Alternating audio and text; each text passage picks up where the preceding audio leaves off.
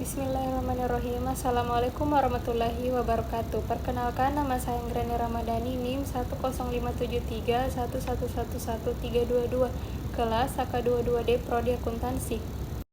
Baiklah, di sini saya akan memaparkan materi mengenai audit internal dan pengendalian internal yang diberikan oleh Ibu dosen pengampu Saida Said SMAK. Selanjutnya kita membahas materi. Di sini materinya terbagi menjadi 11. Yang pertama itu pengantar audit internal berbasis risiko. Kedua, etika dan standar profesi audit internal. Ketiga, sejarah audit internal. Keempat, memahami dan mengukur efektivitas pengendalian internal. Kelima, proses manajemen risiko. Keenam, perencanaan audit. Ketujuh, pelaksanaan audit atau evaluasi dan bukti audit. Delapan, kertas kerja audit. 9. Pelaporan hasil audit. Ke-10. Fraud dalam audit internal. Dan yang terakhir 11. Riset audit internal berbasis risiko. Di sini kita akan membahas materi pertama, yaitu pengantar audit internal berbasis risiko, di mana terbagi menjadi 3. Yang pertama, definisi dan peran audit internal. Audit internal merupakan penilaian dan pengendalian atas kinerja, risiko, dan tata kelola governance perusahaan publik maupun privat. Auditor internal bertugas untuk mengevaluasi setiap kegiatan operasional perusahaan dan melaporkan hasil audit kepada manajemen perusahaan. Yang kedua, piagam audit internal. Piagam audit internal merupakan dokumen formal yang memuat tujuan, wewenang, dan tanggung jawab kegiatan audit internal. Piagam audit internal menetapkan posisi aktivitas audit internal dalam organisasi, memberikan akses terhadap pencatatan, personel, dan properti fisik yang berkaitan dengan kinerja organisasi dan mendukung atau mendefinisikan ruang lingkup aktivitas audit internal. Piagam audit internal umumnya berisi hal berikut. Yang pertama, pendahuluan. Kedua, kewenangan. Ketiga, struktur organisasi dan pelaporan. Keempat, independensi dan objektivitas. Kelima, tanggung jawab. Keenam, peningkatan dan penjaminan kualitas. Yang ketiga itu risiko dan audit internal berbasis. Risiko adalah kemungkinan terjadinya suatu peristiwa atau tindakan yang dapat menghambat atau berdampak buruk pada kemampuan organisasi untuk mencapai tujuan bisnisnya. Pengendalian sebaliknya merupakan elemen organisasi yang mendukung manajemen dan karyawan dalam mencapai tujuan organisasi. Audit internal berbasis risiko adalah teknik audit yang dimulai dengan perencanaan audit, pelaksanaan audit, dan pelaporan hasil audit berbasis pada prioritas risiko perusahaan yang ditetapkan bersama manajemen operasional dengan melakukan risk assessment. Selanjutnya, materi kedua yaitu etika dan standar profesi audit internal. Etika dan standar profesi audit internal. Yang pertama, etika profesi audit internal. Etika secara harfiah berarti asas-asas moral atau akhlak. Etika berkembang menjadi sebuah konsep yang menjelaskan baik atau buruk, benar atau salah, dan bisa atau tidak bisa dalam suatu prosedur atau profesi tertentu. Etika merupakan nilai-nilai hidup, norma, dan hukum yang mengatur perilaku manusia. Adapun 3 pilar profesi adalah sebagai berikut. Yang pertama, keahlian. Kedua, pengetahuan. Ketiga, pendidikan atau akademik. Selanjutnya, standar profesi audit internal. Standar profesi adalah parameter atau ukuran mutu minimal untuk melakukan kegiatan layanan audit internal yang wajib dipedomani para anggota AAL. Adapun tujuan standar profesi adalah sebagai berikut. Yang pertama, menetapkan prinsip-prinsip dasar dalam menggambarkan praktik layanan auditor internal yang seharusnya. Yang kedua, menyediakan acuan pelaksanaan layanan audit internal berorientasi pada nilai tambah perusahaan. Yang ketiga, menetapkan dasar-dasar pengukuran kinerja audit internal. Yang keempat, mempercepat perbaikan kegiatan operasi dan proses organisasi. Yang kelima, menilai, mengarahkan, dan mendorong auditor dalam mencapai tujuan audit internal. Yang keenam, menjadi pedoman penugasan audit internal. Ketujuh, menjadi dasar penilaian keberhasilan penugasan audit internal. Selanjutnya, kode etik auditor internal pemerintah Indonesia. Auditor internal pemerintah juga dituntut untuk menaati kode etik aparat pengawasan intern pemerintah atau APIP dan standar audit APIP. Kode etik Asosiasi Auditor Inter Pemerintah Indonesia atau AAIPI merupakan aturan perilaku dan etika yang harus dipatuhi oleh auditor internal pemerintah dalam menjalankan tugas dan tanggung jawabnya. Selanjutnya, prinsip etika KAIP. Yang pertama, integritas, kedua, objektivitas, ketiga, kerahasiaan, keempat, kompetensi, yang kelima, akuntabel, yang keenam, perilaku profesional. Selanjutnya, aturan perilaku. Yang pertama, untuk menerapkan prinsip integritas, kedua, untuk menerapkan prinsip objektivitas, yang ketiga, untuk menerapkan prinsip kerahasiaan, yang keempat, untuk menerapkan prinsip kompetensi, yang kelima, untuk menerapkan prinsip akuntabel. Selanjutnya itu pelanggan ke IP. Setiap auditor internal, pemerintah harus mematuhi dan menaati aturan yang dikeluarkan oleh KIP serta memperhatikan hal-hal berikut ini. Yang pertama, pelanggaran terhadap KIP berakibat auditor internal pemerintah diberi peringatan atau diberhentikan dari tugas pengawasan dan atau organisasi. Yang kedua, auditor internal pemerintah tidak diperbolehkan melakukan atau memaksa karyawan lain melakukan tindakan melawan hukum atau tidak etis. Yang ketiga, pemeriksaan, investigasi, dan pelaporan pelanggaran KIP ditangani oleh Komite Kode Etik. Yang keempat, Komite Kode Etik melaporkan hasil pemeriksaan dan investigasi kepada pimpinan APIP. Yang kelima, pimpinan APIP harus melaporkan pelanggaran KIP kepada pimpinan organisasi. Selanjutnya, sanksi atas pelanggaran. Bentuk sanksi yang direkomendasikan Komite Kode Etik dapat berupa teguran tertulis, usulan pemberhentian dari tim pengawasan, dan tidak diberi penugasan kawasan selama jangka waktu tertentu. Keputusan mengenai sanksi untuk auditor internal pemerintah yang disangka melanggar kode etik berupa rekomendasi kepada instansi auditor internal pemerintah sesuai dengan ketentuan peraturan perundang-undangan yang berlaku. Selanjutnya materi ketiga yaitu sejarah audit internal. Yang pertama, perkembangan profesi audit internal. Pentingnya audit internal untuk perusahaan dibarengi dengan bertambahnya pengakuan profesional bagi auditor internal. Institute of Internal Auditors atau IIA yang dibentuk pada tahun 1941 kini beranggotakan lebih dari 70.000 di 120 negara. Pada tahun 1972, untuk pertama kalinya IIA menyelenggarakan pengujian sertifikasi bagi auditor internal. Pelaksanaan pengujian sertifikasi auditor internal memerlukan waktu selama 2 hari dan terdiri dari 4 bagian mata uji, yaitu yang pertama, peran dari auditor internal pada tata kelola atau governance, risiko atau risk, dan pengendalian atau kontrol. Yang kedua, pengadaan sebuah perjanjian penugasan atau engagement auditor internal. Ketiga, analisis bisnis dan teknologi informasi. Yang keempat, kemampuan manajemen bisnis. Profesi audit internal mengalami perkembangan di awal abad 21 sejak munculnya kasus Enron dan WorldCom. Reputasi audit internal sempat terpuruk akibat berbagai kasus runtuhnya beberapa perusahaan yang melibatkan peran auditor. Namun, dalam keterlibatannya di suatu organisasi, profesi auditor internal justru dihargai. Saat ini, profesi auditor internal turut berperan dalam implementasi Good Corporate Governance atau GCG di perusahaan maupun organisasi pemerintahan.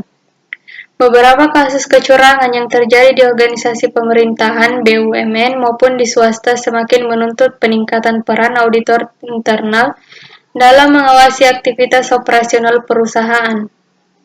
Yang kedua itu organisasi profesi auditor internal. Organisasi profesi auditor internal atau internal audit profession adalah sebuah istilah yang merujuk pada kelompok profesional yang fokus pada audit internal dalam berbagai organisasi. Terbentuknya organisasi-organisasi menunjukkan minat masyarakat cukup besar terhadap profesi auditor internal. Selanjutnya, materi keempat yaitu memahami dan mengukur efektivitas pengendalian internal. Yang pertama ada pendahuluan. Sistem pengendalian internal adalah sistem yang mengarahkan, mengawasi, dan mengukur sumber daya suatu organisasi. Pengendalian internal berfungsi meminimalkan peluang penyalahgunaan, kecurangan, dan mengawasi jalannya kegiatan perusahaan. Yang kedua itu definisi dan peran pengendalian dalam audit internal. Audit internal berbasis risiko merupakan pendekatan audit yang membantu manajemen dalam menilai proses identifikasi risiko organisasi dan strategi antisipasi manajemen atas risiko. Yang ketiga, kerangka Committee of Sponsoring Organization of the Treatway Commission atau KOSO. Pengendalian internal KOSO adalah kerangka kerja yang menjabarkan praktik profesional untuk menetapkan sistem dan proses bisnis yang efisien dan efektif dan memperlihatkan hubungan antara tujuan, komponen-komponen internal kontrol, dan bentuk struktur dari organisasi yang melibatkan seluruh komponen dalam organisasi. Ada 5 prinsip dasar yang mendukung pengendalian internal COSO perusahaan berikut ini. Yang pertama, organisasi harus menunjukkan komitmen terhadap integritas dan nilai-nilai etika. Yang kedua, Dewan Direksi harus menunjukkan independensi dari manajemen dan melakukan pengendalian terhadap pengembangan dan kinerja pengendalian internal. Yang ketiga, manajemen harus menetapkan pengendalian dewan, struktur, jalur pelaporan, dan otoritas dan tanggung jawab yang tepat untuk mencapai tujuan. Yang keempat, organisasi harus menunjukkan komitmen untuk mengembangkan dan mempertahankan individu yang kompeten sesuai dengan tujuan. Yang kelima, suatu organisasi harus meminta pertanggungjawaban individu atas tanggung jawab pengendalian internal dalam mengejar tujuan. Selanjutnya, kerangka kerja The Criteria of Control atau COCO. The Criteria of Control atau COCO disusun oleh The Canadian Institute of Chartered Accountants. Penyusunan model pengendalian internal COCO yang mirip dengan COSO. COCO mempunyai 4 komponen yang pertanyaan-pertanyaan tersebut, yaitu purpose, commitment, capability, dan serta monitoring dan learning. Selanjutnya, kerangka kerja Control Objectives for Information Technology atau COBIT. Information System Audit and Control Foundation atau ISACF mengembangkan Control Objectives of Information Technology atau COBIT. Secara umum, COBIT adalah sebuah kerangka praktik pengendalian untuk teknologi informasi dan keamanan sistem informasi COBIT membantu para manajer untuk mempelajari bagaimana menyeimbangkan risiko pada lingkungan sistem informasi. Selanjutnya, mekanisme pengendalian. Mekanisme pengendalian internal dari aspek internal perusahaan. Menurut Sukrisno Agues atau 2004-221, audit internal adalah pemeriksaan yang dilakukan oleh bagian internal audit perusahaan, baik terhadap laporan keuangan dan catatan akuntansi perusahaan. Mekanisme pengendalian internal eksternal. Sistem pengendalian internal atau SPI perusahaan merupakan suatu proses pengendalian yang dilaksanakan secara berkelanjutan oleh direksi, pejabat struktural, pejabat fungsional, dan pelaksana yang dirancang untuk memberikan keyakinan yang memadai terhadap pencapaian visi, misi, sasaran, dan tujuan perusahaan. Selanjutnya, peninjauan dan evaluasi pengendalian internal. Efektivitas adalah suatu keadaan yang menunjukkan tingkat keberhasilan manajemen dalam mencapai tujuan yang telah ditetapkan. Evaluasi efektivitas sistem pengendalian internal dilakukan dengan langkah berikut ini. Yang pertama, evaluasi terhadap aktivitas, ketaatan prosedur, efektivitas, dan efisiensi di setiap kegiatan operasional perusahaan. Yang kedua, evaluasi pengendalian internal terhadap pelaporan keuangan dirancang dan diawasi Direktur Utama dan Direktur Keuangan. Selanjutnya, materi kelima, yaitu proses manajemen risiko. Terbagi menjadi 4. Yang pertama itu definisi risiko. Menurut Kamus Besar Bahasa Indonesia atau KBBI, risiko adalah dampak tindakan tidak menyenangkan, merugikan, dan membahayakan. ISO mendefinisikan risiko sebagai ketidakpastian yang berdampak pada sasaran. Yang kedua, tahapan proses manajemen risiko terbagi menjadi 5. Yang pertama, risiko geografis, operasional, legal, fraud, dan reputasi. Yang ketiga, penetapan lingkup konteks dan kriteria. Proses manajemen risiko tidak boleh keluar dari konteks yang telah ditetapkan. Penetapan konteks meliputi hal-hal berikut ini. Yang pertama, mengidentifikasi lingkungan penerapan manajemen risiko. Yang kedua, mengetahui dan menetapkan pihak paling berkepentingan dengan perusahaan. Yang ketiga, menetapkan ruang lingkup, tujuan, kondisi yang membatasi, dan hasil yang diharapkan. Keempat, menetapkan kriteria untuk menganalisis dan mengevaluasi risiko. Dan yang keempat, penilaian dan penanganan risiko cuma terbagi menjadi dua. Yang pertama itu penilaian risiko dan yang kedua penanganan risiko. Selanjutnya materi ke-6, perencanaan audit. Terbagi menjadi tiga, penentuan risiko. Perencanaan audit berdasarkan profil risiko dilakukan di setiap unit perusahaan. Dengan rencana audit tahunan disusun berdasarkan profil dan inventaris risiko. Proses perencanaan mencakup identifikasi, penilaian, dan pengukuran risiko. Auditor internal memastikan setiap unit kerja telah melakukan identifikasi dan pengukuran risiko, serta menyusun rencana audit tahunan yang detail untuk kegiatan audit selama setahun. Menurut Institute of Internal Auditors atau IAA, terdapat beberapa jenis risiko untuk dipertimbangkan dalam memilih audit, yaitu yang pertama, klaim etika kerja dan tekanan pencapaian tujuan atau target. Kedua, kompetensi, integritas, dan kecukupan SDM. Dan yang ketiga, jumlah aset, tingkat likuiditas, dan volume transaksi. Selanjutnya, persiapan penugasan. Kompetensi utama audit internal merupakan keterampilan yang diperlukan dalam melakukan audit internal secara efektif. Kompetensi utama audit internal adalah sebagai berikut. Yang pertama, kemampuan wawancara. Kedua, keterampilan analitis. Ketiga, keterampilan menguji dan menganalisis. Auditor internal juga perlu memahami beberapa hal yang berkaitan dengan proses audit internal. Yang pertama, memahami industri dan bisnis perusahaan. Yang kedua, memahami tata kelola perusahaan. Yang ketiga, memahami mengenai analisis risiko. Selanjutnya, program audit tahunan. Penyusunan audit universe memudahkan koordinasi perencanaan audit tahunan, mengurangi kemungkinan aspek penting terlewat, serta mencegah pengulangan atau tumpang tindih yang dapat mengurangi efisiensi penugasan. Selanjutnya, materi ke-7, yaitu pelaksanaan audit atau evaluasi dan bukti audit. Terbagi juga menjadi tiga. Yang pertama itu proses audit, di mana proses audit ini terbagi menjadi 6 bagian. Yang pertama, persiapan penugasan audit. Kedua, audit pendahuluan. Ketiga, pelaksanaan pengujian audit. Keempat, penyelesaian penugasan audit pada tahap penyelesaian penugasan. Yang kelima, pelaporan penyusunan laporan hasil audit. Keenam, pemantauan tindak lanjut hasil audit. Yang kedua itu terdapat 3 tahapan pelaksanaan audit internal berbasis risiko, yaitu sebagai berikut. Yang pertama, melakukan penilaian terhadap kematangan risiko atau risk maturity.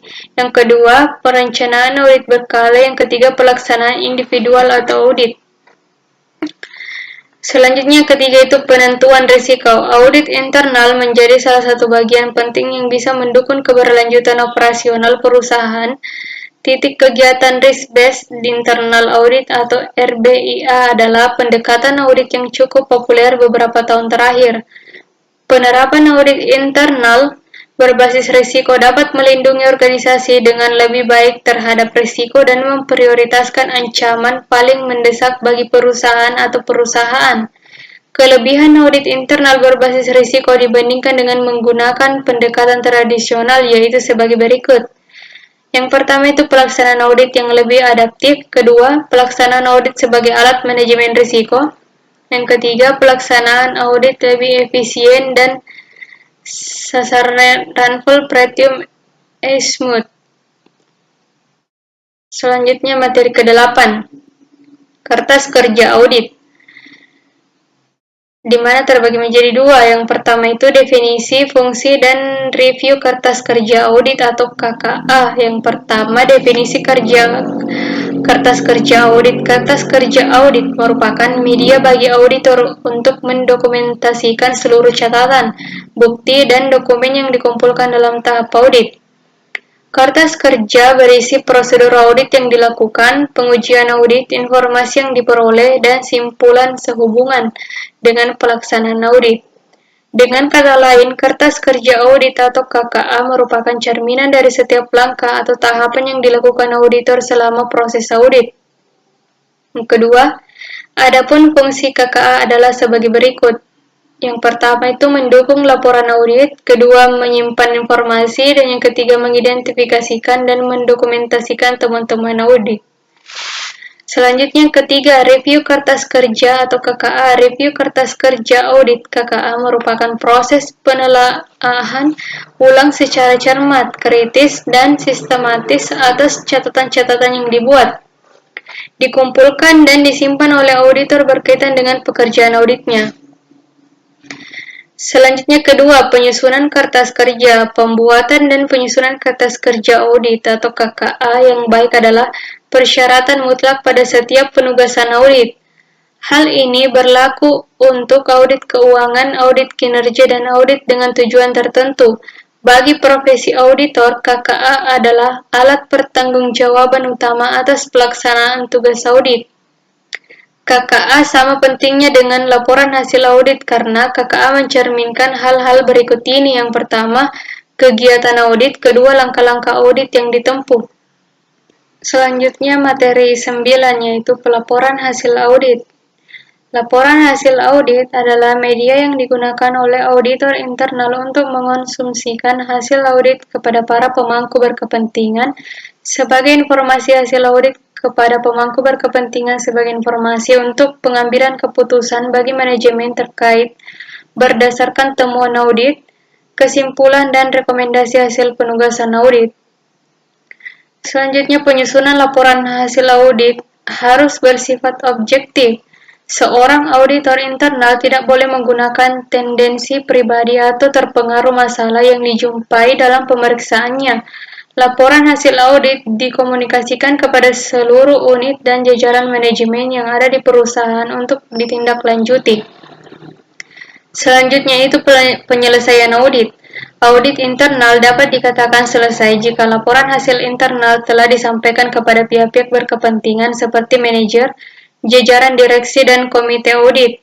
Selama proses penyusunan, sangat memungkinkan adanya masalah yang dapat memengaruhi hasil audit. Selanjutnya juga itu penyusun laporan rekomendasi. Menurut Mueller atau 2015, pemahaman mengenai menyusun laporan audit internal yang efektif merupakan syarat dasar dalam pelaporan hasil audit. Pelaporan audit internal yang baik lebih dari sekedar persiapan dan penampilan laporan. Selanjutnya materi 10, fraud dalam audit internal, di mana terbagi menjadi 4.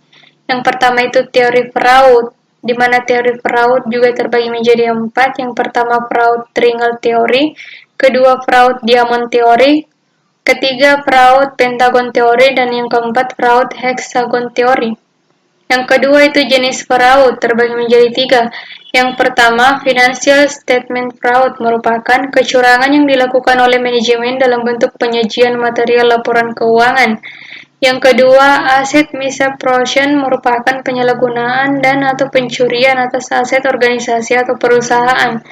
Yang ketiga, corporation merupakan suatu penyelewengan atau penyalahgunaan wewenang yang berkaitan dengan mencari keuntungan sendiri. Yang ketiga, deteksi fraud. Deteksi fraud merupakan suatu usaha untuk menemukan atau menentukan keberadaan, anggapan, atau kenyataan. Mendeteksi kecurangan adalah upaya memperoleh indikasi awal secara cukup mengenai tindak kecurangan, sekaligus mempersempit ruang gerak pelaku kecurangan.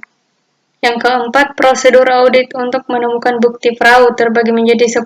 Yang pertama, prosedur analitis, kedua, inspeksi, yang ketiga, konfirmasi, keempat, permintaan keterangan, kelima, perhitungan, keenam, penelusuran, ke-7 pemeriksaan bukti pendukung, ke-8 pengamatan, ke-9 pelaksanaan ulang, yang ke-10 teknik audit bantuan komputer.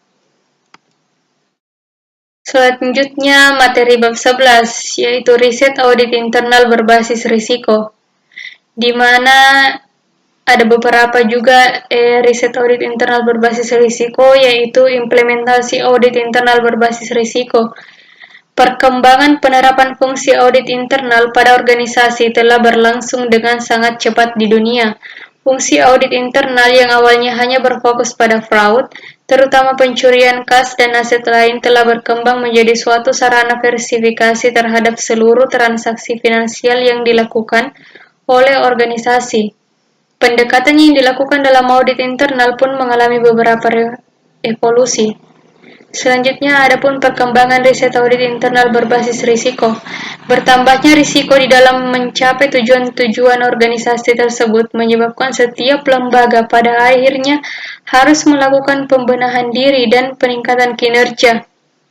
Kebutuhan akan adanya perbaikan dan berkelanjutan pada setiap organisasi dan lembaga memunculkan kebutuhan akan mekanisme kontrol.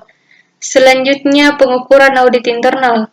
Fungsi audit internal pada awalnya hanya berfokus pada pendeteksian dan pencegahan fraud, kini berkembang menjadi suatu sarana verifikasi terhadap seluruh transaksi finansial organisasi. Peran audit internal pun mengalami beberapa evolusi. Pertama, audit internal tidak hanya melakukan penilaian mengenai kepatuhan dan aktivitas karyawan, namun menjadi fungsi pemeriksaan independen operasional dengan lingkup luas pada segala aktivitas perusahaan. Kedua, pergeseran yang awalnya hanya menjadi pengawas, memberikan asuransi kepada para pemangku kepentingan, sekarang menjadi consulting agent, bertujuan memberikan nilai tambah bagi perusahaan. Baik, itulah tadi materi yang dapat saya sampaikan. Kurang lebihnya mohon dimaafkan. Wabillahi taufiq wal hidayah. Wassalamualaikum warahmatullahi wabarakatuh.